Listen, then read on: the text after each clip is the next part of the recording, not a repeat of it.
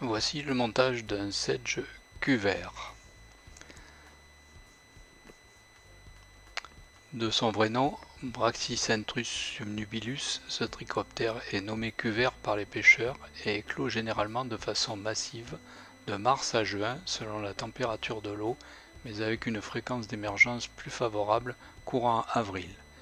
Les éclosions se produisent principalement en début d'après-midi et très souvent une heure ou deux avant le coup du soir, parfois en très grand nombre, pouvant notamment atteindre des millions d'individus recouvrant littéralement les berges et les rochers émergents.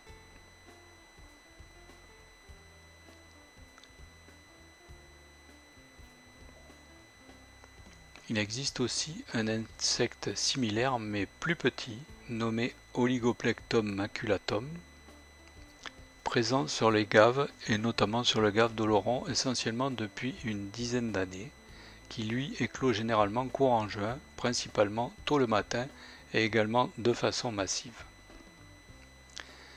Ces trichoptères se réfugient dans la végétation rivulaire pour s'accoupler, puis principalement le soir venu, les femelles reviennent pondre en rampant sous la surface pour déposer leurs grappes d'œufs qui, par endroits, peuvent recouvrir littéralement le fond de la rivière.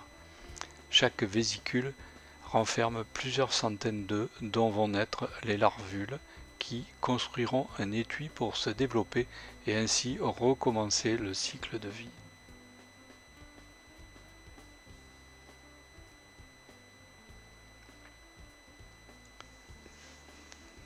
Pour représenter le cuvert, Brachycentrus subnubilus, l'hameçon est K10 de taille 14. Pour représenter Oligoplectum maculatum sur les gaves, l'hameçon sera plutôt de taille 16 à 18. La soie de montage est marron. Fixer la soie de montage derrière l'œillet et la mener par des enroulements jusqu'au milieu de la courbure.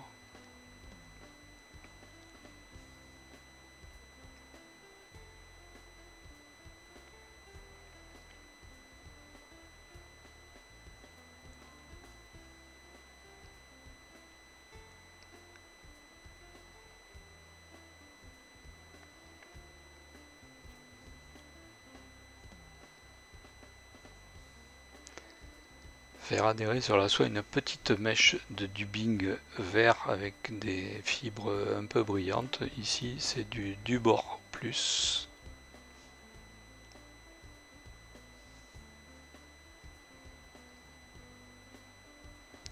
Et réaliser un petit tag vert sur à peu près un tiers de la longueur de la hampe qui représenta la masse d'œufs qui se trouve au bout de l'abdomen des femelles.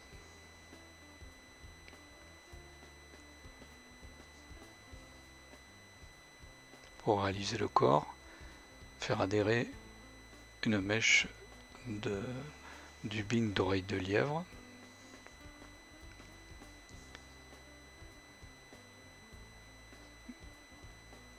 Ces insectes étant gris-brun, la couleur de l'oreille de lièvre correspond parfaitement. Former le corps par des enroulements de ce dubbing jusqu'à 1 mm environ de l'œillet, 1 ou 2 mm.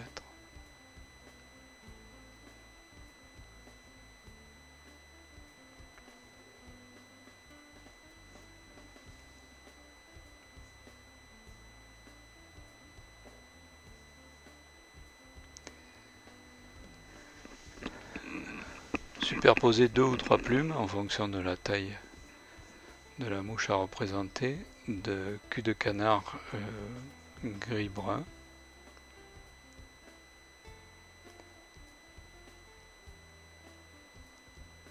Éliminer le rachis sur la moitié, puis les fixer devant le corps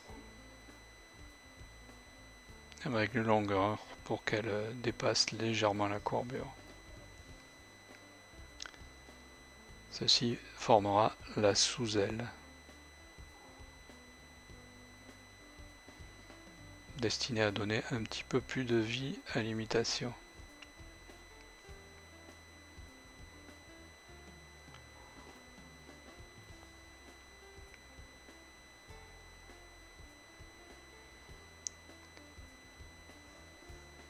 Réaliser un petit dubbing toujours de lièvre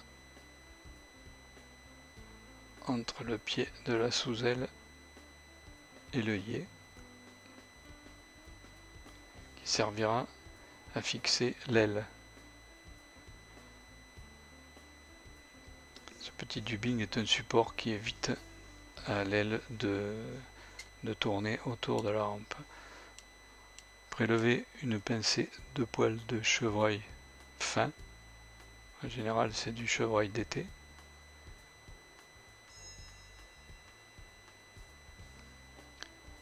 Une petite pincée, pas trop épaisse.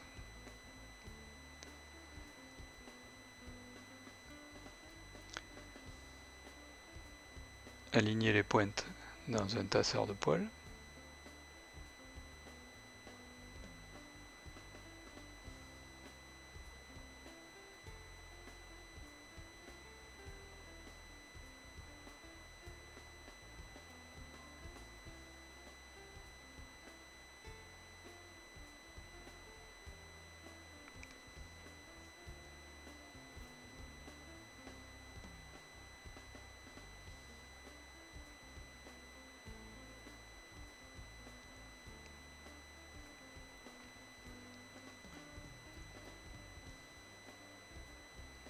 Présenter les poils sur le dessus qui formeront l'aile, repérer la longueur et couper l'excédent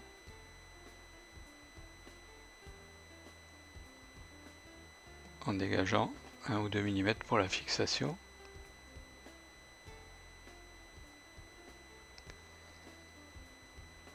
Fixer l'aile par 2 tours pas trop serrés sans la relâcher, puis des tours bien serrés pour assurer sa fixation sans relâcher les poils afin qu'ils ne tournent pas autour de la hampe. Éliminer le surplus éventuel pour que l'aile soit bien proportionnée, puis finaliser la fixation.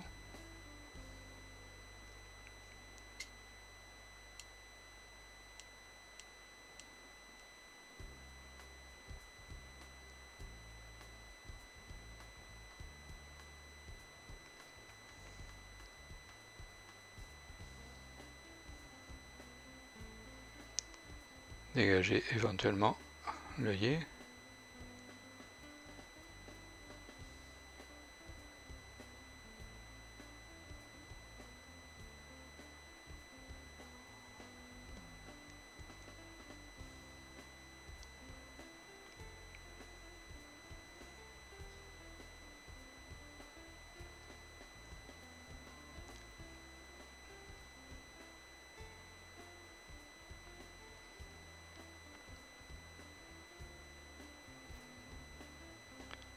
Former une boucle à dubbing à la base de l'aile.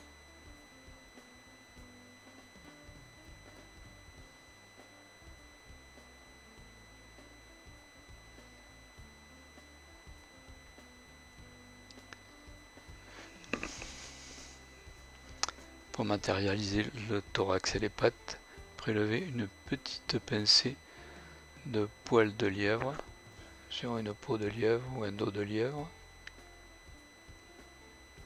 en évitant la bourre.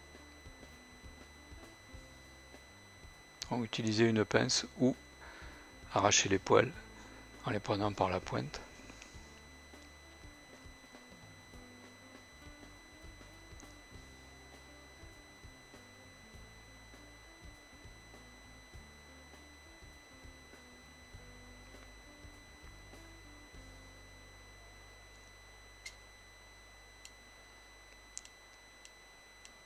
Insérer les poils dans la boucle à dubbing.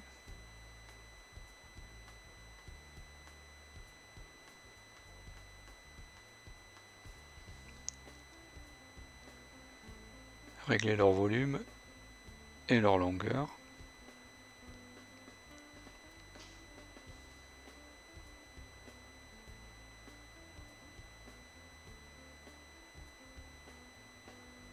couper l'excédent des pieds des poils.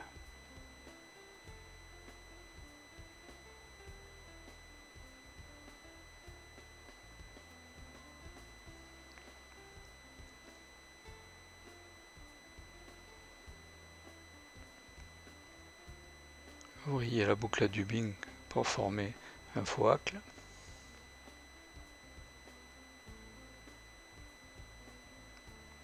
Puis ramenez tous les poils vers l'arrière lors de chaque tour. 2 tours suffisent en général.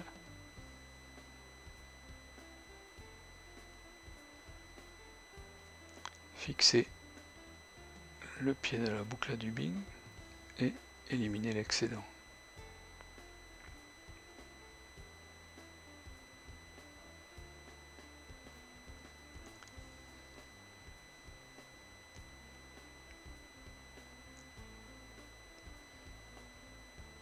Réalisez le nœud final en formant la tête.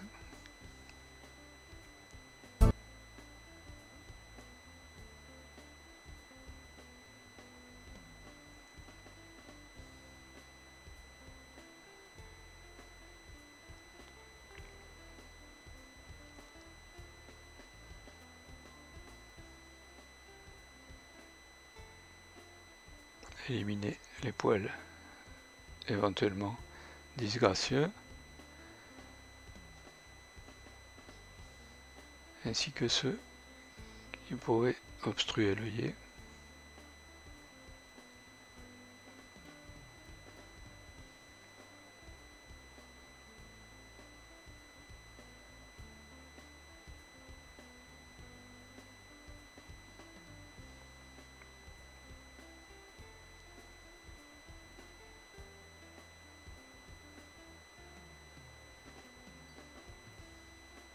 Et l'imitation est terminée.